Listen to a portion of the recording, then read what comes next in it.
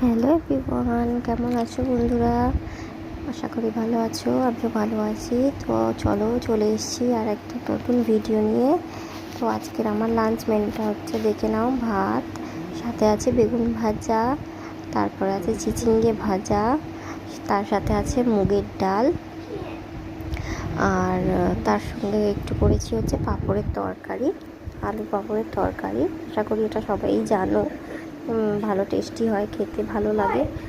আর এই দেখো, এটা হচ্ছে আমড়া দিয়ে পোস্ত দিয়ে একটা মাখা মাখা করা হয়েছে, এটাও খুব টেস্টি হয়। আর এই রান্নাটা আজকে আমার শাশুড়ি মা করেছে, নতুন একটা রেসিপি। তো বলছিল এটা একটু অন্যরকম হয়। তো যাই হোক, এবার থালাটা সাজিয়ে নিই। দেখো, থালা আমার সাজানো হয়ে গেছে। আর তোমরা যারা যারা ইউটিউব থেকে দেখছো, তারা চ্যানেলটা প্লিজ সাবস্ক্রাইব করে দিও।